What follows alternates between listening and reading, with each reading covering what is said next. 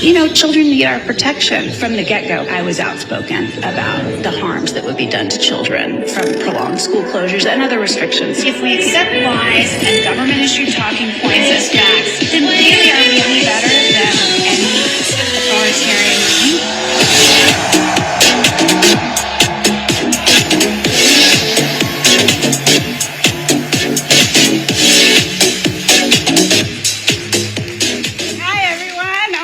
Look at all your beautiful faces. It's a big crowd. All right, I think I have a little bit of a different tact here than maybe some of the other speakers. I am neither young, I'm 55 years old, nor conservative, so you might wonder why I am here talking to you. I wonder that myself pretty regularly as I do the rounds of conservative media. I came here from the Blaze just a few days ago and the speaking circuits since 2020. I have been called a folk hero of the right. My friends, my new friends have told me this. This is an astonishing compliment for someone who spent about 30 years self-identifying, please don't throw anything, as a left of center Democrat. I want to explain myself to you. I lived in San Francisco for over 30 years, proudly. I was a progressive. They are no longer for progress. Please don't boo. I'm going to explain myself. I consider it a compliment to be called a folk hero of the right, so that should get me some points. Why did I call myself a left of center Democrat? I want to give you the journey. Well, I'm Jewish. Typically, Jewish people, yes, are Democrats. Not always, but about over 80% in the U.S. are. So that was the community I grew up in. They aren't always, and certainly that is changing right now, and I'll let you guess as to why. I also had a very unusual childhood. I was an elite gymnast. I was the 1986 national champion. As you probably know, this is a sport that is rife with abuse, and I was the first person to actually expose that. I went to college. I left the sport. I felt like a failure. I was unraveling. I was falling apart. And when I went to college in the Bay Area, I became a feminist. I thought I might take this part out of my talk because I'll let you guess why. The t-shirt in the VIP room says feminine, not feminist. Candace talked about it yesterday and said there is nothing feminine about feminism. Charlie asked, where are all the feminists? But I thought for a second, let me take this out, but I'm not going to, and here's why. I'm not going to stand up here and tell you to be honest about who you are, to be brave, to say difficult, tough things, and not be honest with you about who I am and what my journey has been. So I'm going to tell you the truth. Here's why I became a feminist. I believed, and I still believe, and I think you might even agree with me on this, that women deserve equality of opportunity. That's it. That is it. We deserve to vote. We deserve to own property. We deserve to be paid equally for equal work. Do you agree with that? You don't have to use the label, but if you agree with that, I think we can disagree on some things, agree on others, and we can still get along. Let me tell you about myself a little bit before launching into my sermon on moral courage, because that's what I want to talk about today. And I don't care where you get it. I don't care where your moral courage comes from, whether it's from your faith, a little voice inside of you, your parents, the strength your family gives you. It doesn't matter. We all need to screw up our courage right now in this moment and do the right thing in the face of so much craziness. If we don't do it, the craziest bullies have the mic, and they will win. And there is a loud and tyrannical minority that is behaving badly, and we cannot allow them to have the mic. We can't allow it to happen. So you need to ask yourself every day, if you don't do it, then who will? If not you, then who? I don't care if you're just a regular person. You have to do it. This is what I ask myself every day. I have been canceled not once but twice, and I'm working very hard on a third one, although I would say if it's already happened twice, perhaps I'm uncancelable. Until February 2020, I would have called myself a left of Democrat. I've thought, I've explained that. Why was I? Well, here's why, and you can laugh at me and roll your eyes. I think it was true at one point. I thought the left cared about freedom of speech. I thought they cared about protecting the vulnerable. I thought they cared about protecting the little guy from greedy corporate interests and protecting children. You can laugh. I will not get mad. I do not think that is true anymore. Maybe it was true at one point. There's probably some stuff that you and I would disagree on still. I don't think that matters. I think there's a way for us to work together, to stand shoulder to shoulder, to defend democracy, to defend truth, and to defend American values. We have to work together on this, even if we disagree on some things. I like to say the secular humanists, which is what I would call myself, and the faithful, the religious, need to work together because we share so much. We have faith in our humanity, in the collective humanity, and we need to work together on it. We believe in truth. We believe in simple things like men and women are different. That shouldn't be controversial. We believe that the terrorists are not the good guys.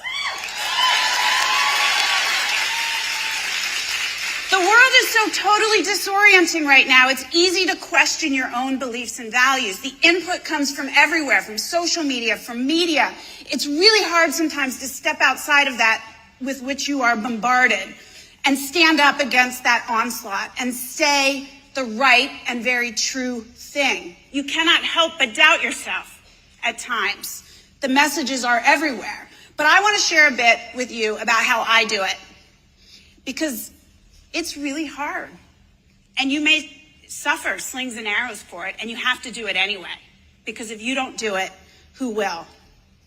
Part of the reason I had a feminist awakening in college was because it helped me overcome a lot. Oops, I touched my mic. As I mentioned, I suffered terrible abuse in the sport of gymnastics. I was the 1986 national champion, and because of the physical and emotional abuse I suffered at the hands of my coaches, I walked away from the sport feeling like a total failure. I was a 7-time national team member, national champion, and I was just emotionally, physically falling apart. I tell you there was abuse. This is what I mean. I trained 8 to 10 hours a day. I trained on a broken ankle for 2 years. I was denied food. I subsisted on 300 calories a day, and my weight was announced on the loudspeaker twice a day at the gym. I was called a fat piece of garbage. It went on and on. And so when I walked away from the sport at 19, I felt like a failure. I had severe anxiety, depression, PTSD, nightmares, suicidal ideation, and an eating disorder. And I thought when I walked out of the gym, I'd leave all of those terrible obsessions behind, but that's not how it works. You internalize those beliefs about yourself, sadly. And I struggled. And then when I discovered feminism in college, it was about really just recognizing the worth of women and my own worth. That's all it was. It was, I have value because of what I think and because of my actions, not because of how I look or how obedient I am to tyrannical coaches. You can imagine that was meaningful to me as a young person. That was enough for me. I stopped all of the terrible self-defeating behaviors right there. I left college. I went to work.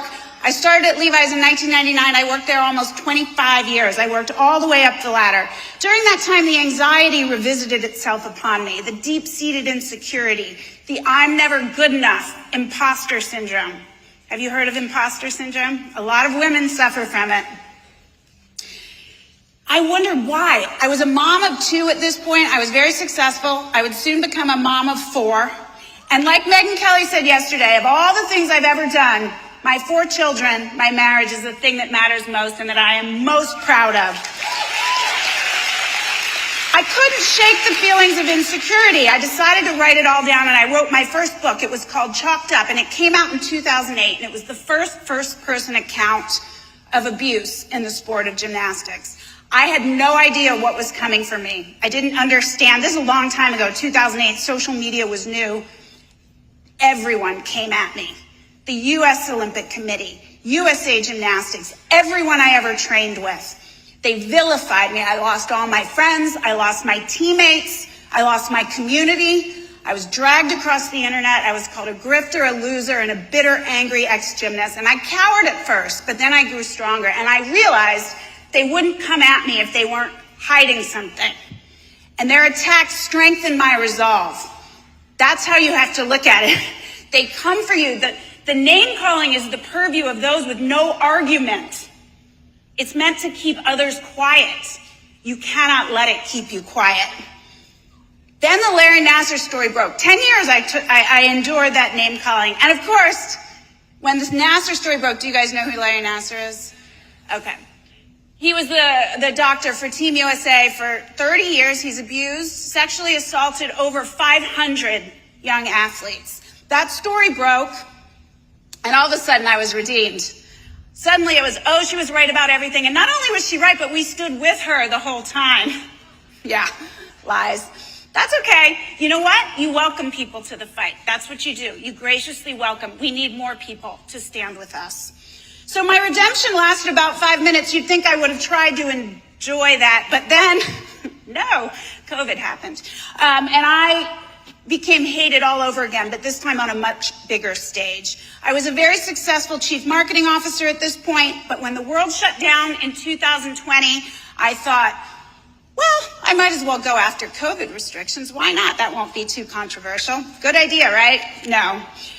In March 2020, I said no way from the outset. I took to social media. I argued with my friends on Facebook. And after being called a racist and a murderer, I picked up my things, I left Facebook, and I headed to Twitter because, of course, that's where there are nuanced and balanced takes, as you all know. I'm kidding. Anyway, I was very outspoken about the policies impacting children during COVID. Closed schools, closed playgrounds, masking of toddlers. I thought if I focused on kids, we could all find common ground. We all care about children, right? Nope. If we've learned anything, that is not the case. When I started the journey, I didn't know what would happen. I was just so angry. My kids, my 4 children, were being kept out of school, the public schools in San Francisco. I didn't know what would happen. I was just angry and I couldn't help myself. It was the right thing to do. But you know what I've learned? How do you start a movement? You don't plan it, you just start. Just take a step and keep going. If not you, then who?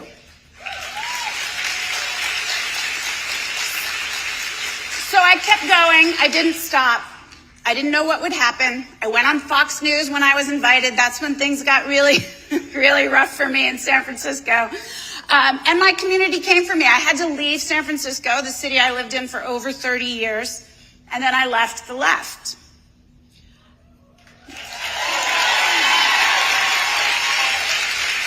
I resigned from a company that I loved after 23 years. I'm proud of all the work I did there. Did I know how all of this would go down when I started? No, I had no idea. Did I know that I would lose most of my friends of 30 years? My brother, my own brother, doesn't speak to me. Did I know that my life as I knew it would be unrecognizable? Absolutely not. Would I have done anything differently if I'd known that? Absolutely not. No way. So I want to tell you about a friend of mine, Rachel Den Hollander, mom of 4, Christian. She was the first woman to publicly accuse Larry Nassar using her name and likeness. She was not a great gymnast. She wasn't even a good one. She will tell you that herself. She had so much to lose, and she lost a lot. When she came out and she spoke out, she lost her church, her friends. People turned on her. But you know what she did? When she used her name and likeness and told her story, in under 2 weeks, 50 more women came forward because of her courage. At first, they were all slandered as well, and then there were too many. There were over 100 in a month, and the truth could no longer be denied.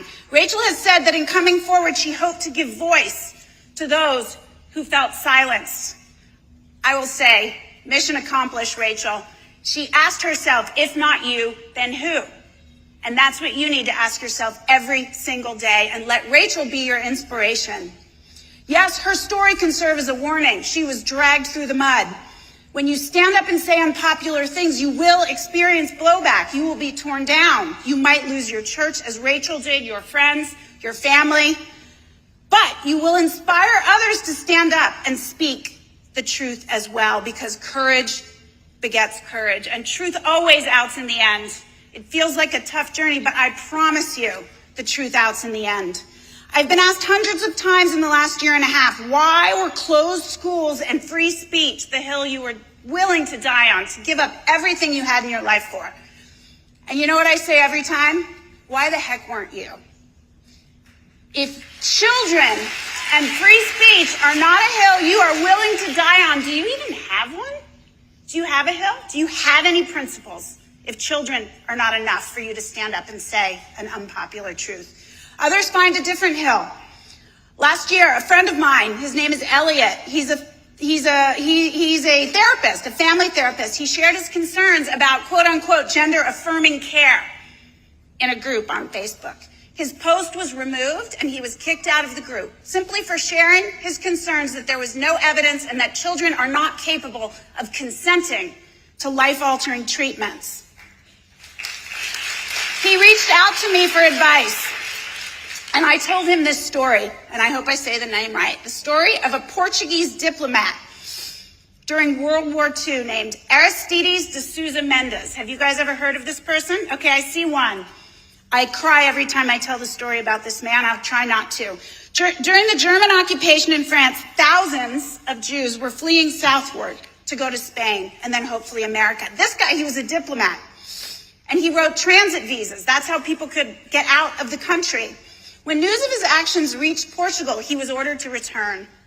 He was fired. He died penniless. When he was on the train from France to Portugal, do you know what he did? He took his blank visa pad. He had a pad, like a prescription pad. He threw blank ones out the window, thousands of them. He saved 10,000 Jews. 10,000. He died with nothing. He died with nothing.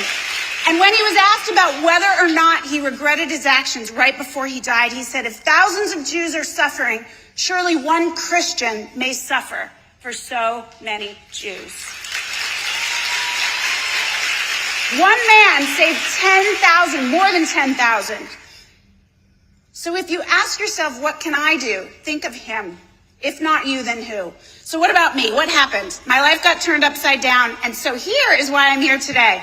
I decided rather than go work for a company that's going to tell me what I can and cannot say, I would start my own. It's called XXXY Athletics. We've got product out there. Let me tell you why. I am 55 years old. I started over. New city, new business, working on that third cancellation.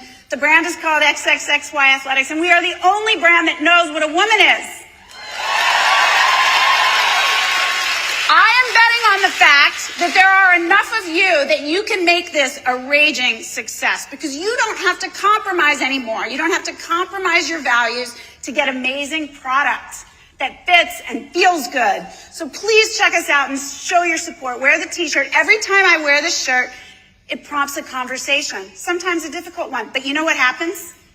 Every time the woman leads in and she says, I agree with you. And I say, then say it out loud. You've got to say it out loud. It doesn't matter what her background is. It doesn't matter if she's a Democrat, a Republican, an independent. They all agree with us. So it's incumbent on you to stand up and say the thing and get them to come out of the shadows and stand with us. You have to do it. You better screw up your moral courage right now, because we cannot live in these lies. And if you think the truth matters, and you know that it is true that male and female bodies are different, which I know you do or you wouldn't be here, you need to stand up right now. And if you think girls and women, if you think we deserve privacy as well as safety and fairness, it is time to stand up. Do not be intimidated by those who would call you a bigot because you live in material reality, because that's what this is. Do not let men who believe they are women tell us to sit down and be quiet and be good girls. No way. I will not bend to that type of misogyny, and neither should you. We deserve our own sports, our own locker rooms. We deserve a chance to compete, and we deserve the chance to win. We deserve to live in the truth. And so what I'm asking you, besides coming outside to check out our product, is don't be nice. Don't be careful. I was told to be careful when I started to speak out about COVID. I said, why? I'm telling the truth. You need to be honest. You need to be brave. You need to expect that you will be called names, that people will try to diminish you, but do not bow to that. You need to fight for women. No one is going to do it for you. We need to do it for ourselves. We need to stand together, and we need to do it. I promise you it will not be easy. If you're called names, that will be the least of it. You'll be lucky if that's the worst of it. I will tell you that. But look, I'm standing here. I lost about as much as you could lose, and I'm here with all of you amazing people talking to you and standing with you today. Sacrifice is necessary. It is not going to be easy. To stand up for the truth, for what is right, you need to be willing to sacrifice. You do. So ask yourself today, what is your hill? What hill are you willing to die on? And then start climbing and stand up every day. Take a step every single day in your own way. I promise you people will join you. I promise you they will. If not you, then who?